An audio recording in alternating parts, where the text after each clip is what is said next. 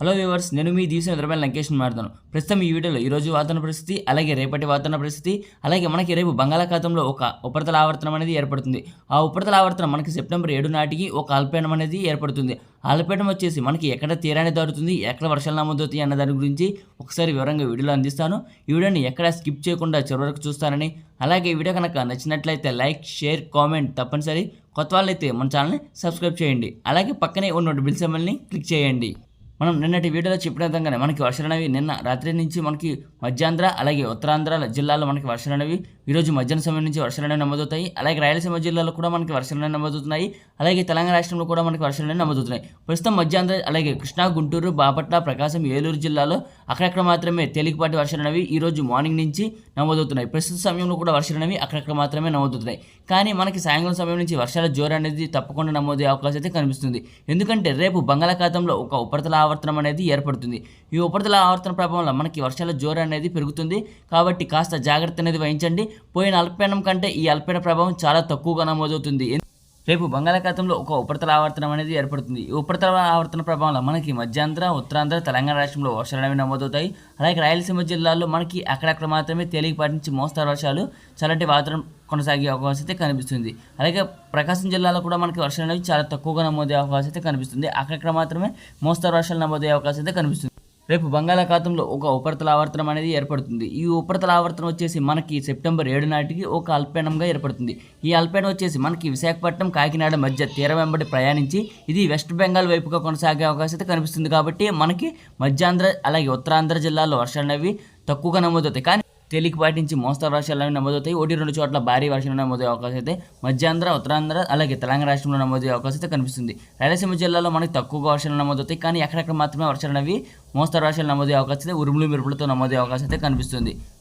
ఈరోజు అక్కడక్కడ మాత్రమే తేలికపాటి వర్షాలు అనేవి నమోదయ్యాయి. కానీ రేపటి నుంచి వర్షాలు అనేవి తేలికపాటి నుంచి మోస్తరు వర్షాలు, 1-2 చోట్ల భారీ వర్షాలు అనేవి నమోదయ్యే అవకాశం అయితే కనిపిస్తుంది. ఎందుకంటే ఉపరితల ఆవర్తనం నుంచి అల్పపీడనానికి వెళ్ళే అవకాశం ఉంది. కాబట్టి మనకి వర్షాలు అనేవి తప్పకుండా నమోదయ్యే అవకాశం అయితే కనిపిస్తుంది. ఎక్కడెక్కడ వర్షాలు నమోదవుతాయి అన్న దాని గురించి ఒకసారి వివరంగా వీడియో అందిస్తాను.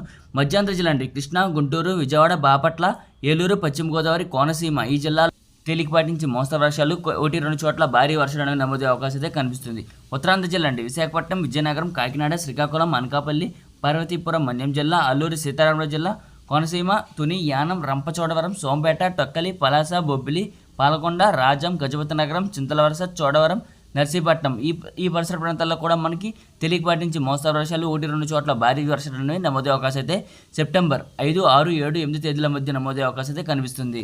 తెలంగాణ రాష్ట్రంలోని ఆదిలాబాద్, ఆసిఫాబాద్, మంచిర్యాల, పెద్దపల్లి, జయశంకర్, భూపాలపల్లి, రాజన్న, సిరిసిల్ల, మంచిర్యాల, సిద్దిపేట, వరంగల్, మెదక్, ఖమ్మం, భద్రాద్రి కొత్తగూడెం, ములుగు జిల్లాలో మనకి భారీ వర్షాలు నమోదయ్యే అవకాశం అయితే కనిపిస్తుంది. అలాగే వికారాబాద్, సంగారెడ్డి, కామారెడ్డి, నిజామాబాద్, మెదక్, మేడ్చల్, మల్కాజ్గిరి, జోగులాంబ, గద్వాల్ జిల్లా ఈ జిల్లాలో కూడా మనకి అక్కడక్కడ మాత్రమే మోస్తారు నుంచి భారీ వర్షాలు అనేవి కొన్ని చోట్ల నమోదయ్యే అవకాశం అయితే కనిపిస్తుంది. ఎక్కువగా మనకి భారీ వర్షాలు అనేవి నమోదవు. తేలికపాటి నుంచి మోస్తారు వర్షాలు 1-2 చోట్ల మాత్రమే భారీ వర్షాలు అనేవి ఎక్స్పెక్ట్ చేయగలం. కానీ గత అల్పపీడనం కంటే ఈ అల్పపీడన ప్రభావం చాలా తక్కువగా నమోదయ్యే అవకాశం అయితే కనిపిస్తుంది. కాబట్టి కాస్త జాగ్రత్త అనేది వహించండి. ఈ రోజు నుంచి మనకి సెప్టెంబర్ 8 వరకు వర్షాలు అనేవి తప్పకుండా నమోదయ్యే అవకాశం అయితే కనిపిస్తుంది. సెప్టెంబర్ 8 నుంచి వాతావరణ పరిస్థితులు ఏ విధంగా నమోదవుతాయి అన్న దాని గురించి మరొక వీడియోలో క్లారిటీ అనేది ఇస్తాను. అలాగే సెప్టెంబర్ 3వ వారంలో కూడా మనకి అల్పపీడనం అనేది ఏర్పడే అవకాశం అయితే కనిపిస్తుంది. ఇంకా మనకి ఈ సమయం ఉంది కాబట్టి రానున్న రోజుల్లో క్లారిటీ అనేది తప్పకుండా అందజేస్తాను. ప్రస్తుతం ఈ అల్పపీడనం గురించి మనం తీరాన్ని దాటాక మనకి రానున్న రోజుల్లో అల్పపీడనాలు ఏర్పడతాయా లేదా ఎక్కడెక్కడ వర్షాలు నమోదవుతాయి అన్న దాని గురించి క్లారిటీగా రేపటి వీడియోలో అప్డేట్ అనేది తప్పకుండా అందజేస్తాను. ప్రస్తుతం మనకి కృష్ణా, గుంటూరు, బాపట్ల జిల్లాలో మనకి తేలికపాటి వర్షాలు నమోదవుతున్నాయి. సాయంకాలం లేదా అర్ధరాత్రి రేపు తెల్లవారుజామున సమయంలో మనకి ఉరుములు మెరుపులతో వర్షాలు అనేవి తప్పకుండా నమోదయ్యే అవకాశం అయితే మధ్యాంధ్ర, ఉత్తరాంధ్ర అలాగే తెలంగాణ రాష్ట్రంలో నమోదయ్యే అవకాశం కనిపిస్తుంది. అలాగే రాయలసీమ జిల్లాలో కూడా వర్షాలు అనేవి తప్పకుండా నమోదయ్యే అవకాశం అయితే కనిపిస్తుంది. ఎప్పటికప్పుడు వాతావరణ సమాచారాన్ని యూట్యూబ్ ఛానల్లో అందిస్తాను. అలాగే ఎక్కడెక్కడ వర్షాలు నమోదవుతున్నాయి అన్న దాని గురించి యూట్యూబ్ కమ్యూనిటీలో పోస్ట్ అనేది తప్పకుండా అందజేస్తాను. తప్పక చూడండి. అలాగే ముందుగా వీడియో కనుక నచ్చినట్లయితే లైక్, షేర్, కామెంట్ తప్పనిసరి. కొత్త వాళ్ళైతే మన ఛానల్ని సబ్స్క్రైబ్ చేయండి మరిన్ని వీడియోల కోసం. Thanks for watching this video.